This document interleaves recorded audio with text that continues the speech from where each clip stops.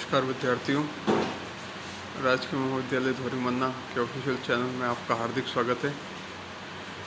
आज हम पृथ्वी और सौर मंडल के बारे में पढ़ेंगे।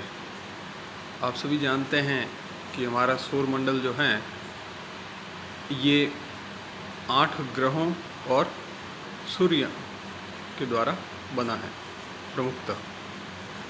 अब हमारा सौर मंडल की तरह अन्य कई सौर मंडल हैं जो कि आकाश गंगा में हैं, और हमारी आकाश गंगा की तरह बहुत सारी आकाश गंगाएं इस ब्रह्मांड में हैं। पहले हमें ये जान लेना चाहिए कि तारा, ग्रह, उपग्रह क्या होते हैं। तारा वो खगोलीय पिंड है जो कि अपनी ऊर्जा खुद उत्पन्न कर सकते हैं, अपनी रोशनी खुद पैदा कर सकते हैं, क्योंकि उनके अंदर रासायनिक क्रियाएं होती रहती हैं जिससे ऊर्जा का उत्सर्जन होता है। तो सूर्य जो है वो भी एक तारा है। सूर्य के चारों ओर या तारे के चारों ओर चक्कर लगाने वाले जो खगोलीय पिंड हैं वो ग्रह कहलाते हैं। और ग्रहों की एक विशेषता ये होती है कि उनमें इतनी गुरुत्वाकर्षण शक्ति होती है कि वह अपने जो आकार हैं वह स्फेरिकल आकार ले लेते हैं, स्फीयर के जैसा आकार ले लेते हैं, गेंद के जैसा एक तरीके से।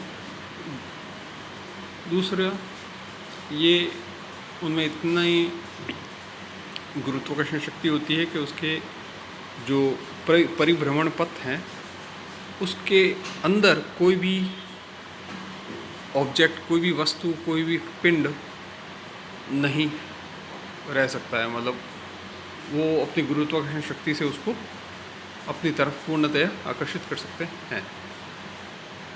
प्लूटो जो है वो इतनी गुरुत्वाकर्षण शक्ति तो रखता था कि वो अपनी शेप को, अपने आकार को एक स्फीयर के जैसा, गेंद के जैसा उसने आकार दे रखा था, लेकिन उसकी नेबरहुड में, उसके पड़ोस में, उसके जो परिभ्रमण पथ हैं उसमें कई ऐसे खगोलीय पिंड थे जिसको वो हटा नहीं पाया, इसीलिए उसको हटा दिया गया एक ग्रह से। अब वो एक ड्वार्फ प्लैनेट के रूप में हैं।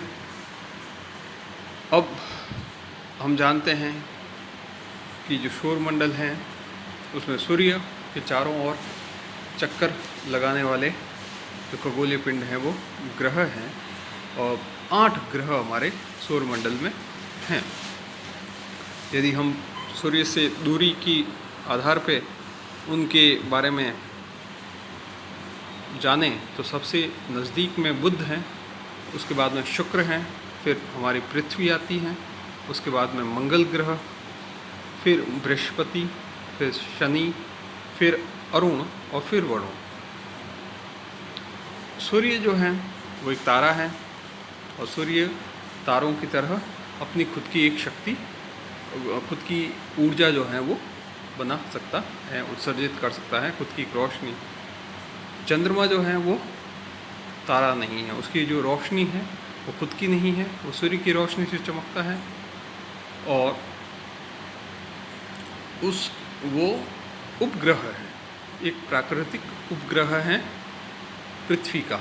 उपग्रह वो जो कि ग्रह की चारों ओर चक्कर लगाते हैं। तो प्राकृतिक भी हो सकते हैं उपग्रह, या कृत्रिम भी हो सकते हैं, जैसे हमारे आर्यभट्ट हैं, बहुत सारे ऐसे भास्कर है, बहुत सारे ऐसे ग्रह जो कि इसरो के द्वारा छोड़े जाते हैं। सूर्य जो है, सूर्य से पृथ्वी की जो दूरी है वो एस्ट्रोनॉमिकल यूनिट, खगोलीय इकाई मानी जाती है, और वो जो है वह लंबाई की दूरी है। सूर्य से पृथ्वी की जो दूरी है उसको उसमें मापा जाता है। पृथ्वी से सूर्य की दूरी जो है वो 14.96 करोड़ किलोमीटर है, या 150 मिलियन किलोमीटर भी है। अब बुध जो ग्रह हैं और शुक्र हैं, पृथ्वी है और मंगल, ये जो 4 ग्रह हैं ये आंतरिक ग्रहों में शामिल हैं। बृहस्पति, शनि, अरुण, वरुण ये बाह्य ग्रहों में शामिल हैं। आंतरिक ग्रहों की जो संरचना है, उन वो जिन तत्वों से बने हैं वो अलग हैं बाह्य ग्रहों से। बाह्य ग्रह ज़्यादातर गैसीय माध्यम से बने हैं, जबकि आंतरिक ग्रह ज़्यादातर ठोस माध्यम से बने हैं। बुध जो है वो सूर्य के सबसे निकटतम है और सबसे छोटा ग्रह है। उसका कोई उपग्रह नहीं है। सबसे कम समय में वो सूर्य की परिक्रमा लगा लेता है और सर्वाधिक तापांतर भी है। शुक्र जो है वो सबसे अधिक चमकीला और सर्वाधिक गर्म है। पृथ्वी के सब निकटतम ग्रहों में सबसे प्रमुख है ये। और शुक्र ग्रह पूर्व से पश्चिम दिशा में पूरी सूर्य की परिक्रमा करता है। इसको सांझ का तारा या भोर का तारा भी कहते हैं। इसका भी कोई उपग्रह नहीं है। पृथ्वी जो है वो नीला ग्रह है, क्योंकि यहाँ पर सागर ज़्यादातर भाग जो है वो सागर से ढका हुआ है। औसत घनत्व 5.5 ग्राम प्रति क्यूबिक सेंटीमीटर। एकमात्र ऐसा ग्रह जिस पर जीवन संभव है अभी तक। सूर्य से औसत दूरी वही 15 करोड़ किलोमीटर या 150 मिलियन किलोमीटर। अपने अक्ष पर ये 23.5 डिग्री झुकी हुई है। तो अपना अक्ष, उसका जो अक्ष है वो 23.5 डिग्री झुका हुआ है। अक्ष जो सीधा होता उसकी जगह वो 3.5 डिग्री झुका हुआ है। और अपने कक्षा तल के साथ में जो उसका परिभ्रमण पथ है, उसका जो कक्षा तल है उसके साथ में वो 66.5 डिग्री का कोण बनाती है। परिक्रमण काल जो है, मतलब सूर्य के चारों ओर वो एक चक्कर कितने समय में निकालती है वो है 365 और एक आधा मतलब चौथाई भाग 365.5 दिन में वह ये पूरा करती है एक चक्कर सूर्य के चारों ओर। और इसी से एक साल की गणना होती है, क्योंकि आधा चौथा मिलके 4 साल में एक दिन का हो जाता है। तो 4 साल में एक लीप ईयर होता है। परिभ्रमण काल जो है वो मतलब अपने अक्ष पर जो घूर्णन है वो पूरा घुमाव 24 घंटे में पूरी करते हैं। और जिससे दिन और रात की बदलाव आते हैं। परिक्रमण जो है उसके कारण मौसम, विभिन्न मौसम जो हैं पृथ्वी पर पाए जाते हैं। और चूँकि वो अपने अक्ष पे झुकी हुई हैं, इसीलिए अलग अलग जगहों पर अलग अलग मौसम होते हैं। आकृति इसकी जियोइड की जैसी है। जल आपको पता ही है कि 71% है, स्थल 29% हैं। और अभी तक अनुमानित आय मतलब 4.6 बिलियन वर्ष पूर्व इसका उदय हुआ था बनना। अब उसके बाद में मंगल ग्रह है, जो कि लाल ग्रह कहते हैं। सौरमंडल का सबसे ऊंचा पर्वत भी इसके ऊपर है, नेक्स ओलंपिया। 2 उपग्रह हैं, फोबोस और डेमोस। धरातल की जो मंगल ग्रह की जो धरातल है उसकी मृदा में लोह ऑक्साइड अधिक होने के कारण ये लाल ग्रह जैसा दिखाई देता है। बृहस्पति जो है सौरमंडल का सबसे बड़ा और सबसे अधिक भारी ग्रह है। तारा व ग्रह दोनों के गुण पाए जाते हैं। इसमें स्वयं की रेडियो ऊर्जा है और सर्वाधिक उपग्रहों वाला ये ग्रह है। शनि, इसके चारों ओर चमकदार वलय हैं। दूसरा सबसे अधिक उपग्रहों वाला ग्रह है और सबसे बड़ा उपग्रह जो है इसका टिटॉन है। फिर बात आती है अरुण की, जिसको अंग्रेजी में यूरेनस कहते हैं। इसकी खोज 1781 में विलियम्स और शेल ने की। और लेटा हुआ ग्रह 180 डिग्री पर ये कहलाता है। पूर्व से पश्चिम की ओर सूर्य की परिक्रमा करता है। वरुण सूर्य से सबसे अधिक दूरी पर है। 8वां ग्रह है अपने सौरमंडल का, सबसे ठंडा ग्रह है। चंद्रमा जो है वह गुरुत्वाकर्षण जो चंद्रमा के जो वहाँ ऊपर जाएं तो वहाँ का जो गुरुत्वाकर्षण बल है वो पृथ्वी के गुरुत्वाकर्षण का 1/6 भाग है। इसीलिए वहाँ पर किसी भी व्यक्ति का जो द्रव्यमान होगा या जो वजन होगा, भार होगा, वो 1/6 होगा पृथ्वी के मुकाबले। चंद्रमा का अधिकतम कितना भाग देखा जा सकता है? 59%। और चंद्रमा की परिक्रमण और परिभ्रमण दोनों अवधियां समान हैं, 27.32 दिन। चंद्रमा पर वायुमंडल नहीं है।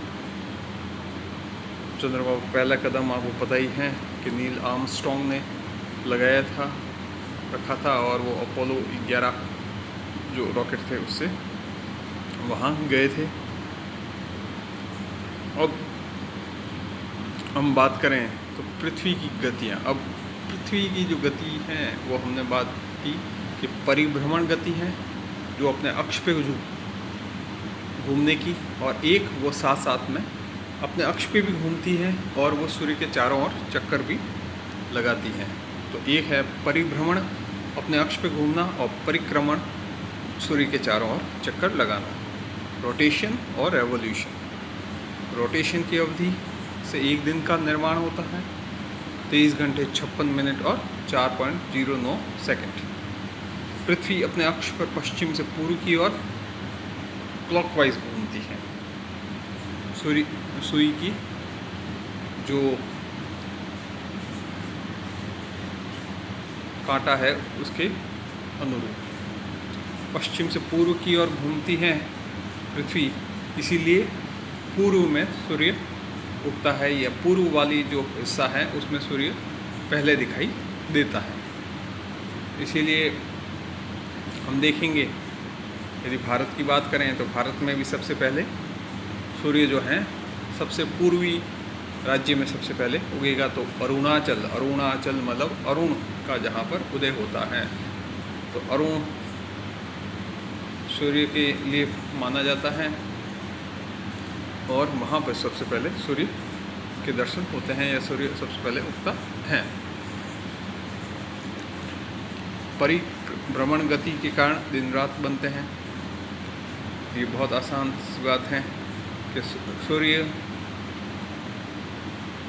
के सामने जो पृथ्वी का हिस्सा होगा वहाँ दिन होगा, और जहाँ पर उसके विपरीत जो हिस्सा होगा पृथ्वी का सूर्य के विपरीत, वहाँ रात की अवस्था होगी। दूसरा है परिक्रमण। परिक्रमण काल जो है वो 365 दिन 5 घंटे 48 मिनट 46 सेकंड। सूर्य की परिक्रमा दीर्घ वृत्ताकार परिवधि में करती है, परिपथ में करती है। इसका जो परिभ्रमण पथ हैं, परिक्रमण पथ हैं, जो सूर्य के चारों ओर चक्कर लगाने का जो पथ है वो दीर्घ वृत्ताकार परिपथ में है। पृथ्वी के अंडाकार मार्ग को भूकक्षा भी कहते हैं। दिन रात का छोटा बड़ा होना, ऋतु परिवर्तन होना, ये जो है परिक्रमण के कारण होता है। दिन रात का छोटा बड़ा व ऋतु परिवर्तन होता है। अब हम देखते हैं, सबसे पहले ये जान ले हम कि पृथ्वी के ऊपर यदि हम अलग अलग अक्षांश और देशांतर रेखाओं के बारे में पढ़ते हैं, जब भूगोल में पढ़ते हैं, तो अक्षांश रेखाएं वो हैं जो कि पूर्व पश्चिम घूमती हैं, पूर्ण गोलाकार हैं, चाहे वो भूमध्य रेखा हो, चाहे कर्क रेखा हो, मकर रेखा हो, ये सभी जो हैं ये अक्षांश रेखाएं हैं जो पूर्ण वृत्त का निर्माण करती हैं। और लेकिन इसमें केवल एकमात्र भूमध्य रेखा जो है वह, ये सभी वो रेखा पृथ्वी को समान भाग में बांटती, 2 समान भागों में बांटती है। ये सभी रेखाएं काल्पनिक रेखाएं हैं। देशांतर रेखाएं जो हैं वो उत्तर से दक्षिण, उनका घुमाव है, वो उत्तर से दक्षिण, दक्षिण से उत्तर, ये फैली हुई हैं पृथ्वी के ऊपर। देशांतर, तो देशों के बीच में समय का जो अंतर है उसका निर्धारण करती हैं। अक्षांश, अक्ष का अंश, पृथ्वी का जो अक्ष है उसका ही अंश निर्धारण के अनुरूप इनको संख्या दी गई है अक्षांशों को। अब बहुत सारे अक्षांश रेखाएं हैं 0 डिग्री से लेकर 90 डिग्री तक, लेकिन कुछ अक्षांश रेखाओं को हम प्रमुख रूप में याद रखते हैं, कुछ को विशेष नाम दिए गए हैं, चाहे वो कर्क रेखा हो, भूमध्य रेखा हो, मकर रेखा हो, चाहे वो आर्कटिक वृत्त हो, अंटार्कटिक वृत्त हो। तो इनका महत्व क्या है, इनको अलग क्यों पहचान मिली है, इसके बारे में हम पढ़ेंगे। हम जानते हैं कि भूमध्य रेखा जो है वो पृथ्वी को 2 समान भागों में बांटती है। तो उसका तो ये महत्व है। जब चूँकि पृथ्वी अपने अक्ष पे झुकी हुई है, उसका अक्ष सीधा नहीं है, 90 डिग्री के कोण पे नहीं है, और उसका अक्ष थोड़ा सा झुका हुआ है 23.5 डिग्री का। अपने परिभ्रमण पथ या अपना जो पथ है पृथ्वी का, उस पे ये 66.5 डिग्री झुकी हुई है। अपने अक्ष पे झुकने के कारण पृथ्वी का कुछ उत्तरी गोलार्ध का, कुछ दक्षिणी गोलार्ध का हिस्सा सूर्य के सामने रहता है, और कभी दक्षिणी गोलार्ध का ज़्यादा हिस्सा, कभी उत्तरी गोलार्ध का ज़्यादा हिस्सा सूर्य के सामने रहता है। तो इन अवस्थाओं के कारण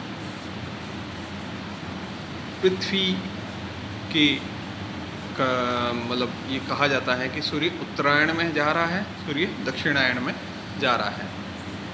उत्तरायण में जाने का, सूर्य के उत्तरायण में जाने का अर्थ होता है कि सूर्य के सामने पृथ्वी के उत्तरी गोलार्ध का ज़्यादातर हिस्सा रहेगा। सूर्य के दक्षिणायन में जाने का अर्थ है कि पृथ्वी के दक्षिणी गोलार्ध का ज़्यादातर हिस्सा सूर्य के सामने रहेगा। पर दोनों ही गोलार्धों का कुछ कुछ हिस्सा मतलब रहता है, ऐसा नहीं केवल एक गोलार्ध, क्योंकि पृथ्वी अपने अक्ष पे झुकी हुई है। यदि पृथ्वी अपने अक्ष पे झुकी नहीं होती तो समान रूप से उत्तरी गोलार्ध और दक्षिण गोलार्ध का हिस्सा सूर्य के सामने हमेशा रहता, और फिर ये दिन रात छोटे होने की अवस्था नहीं होती, और ऋतु परिवर्तन भी समान रूप से होते। अब कुछ विशेष दिन हैं जिस दिन पृथ्वी के ऊपर सब जगह दिन रात समान होते हैं। कुछ विशेष दिन हैं जिस दिन उत्तरी गोलार्ध में दिन बड़े होंगे, कुछ समय में दक्षिणी गोलार्ध में दिन बड़े होंगे। हम देखते हैं और हमने सुना है कि भूमध्य रेखा से ध्रुवों की तरफ जाने पर दिन का जो लंबाई है वह बढ़ती है, और ध्रुवों पर 6 महीने का दिन और 6 महीने की रात होती हैं। वो किस प्रकार से होती है वह हम इसमें समझेंगे। ये हम आगे की कक्षा के लिए पढ़ेंगे। अभी तक आपने ये जो पढ़ा है उसको वापस रिवाइज कीजिए। आगे हम बताएंगे कि पृथ्वी जब सूर्य के चारों ओर परिक्रमण करती हैं तो किस तरीके से अलग अलग अवस्थाएं उत्पन्न होती हैं।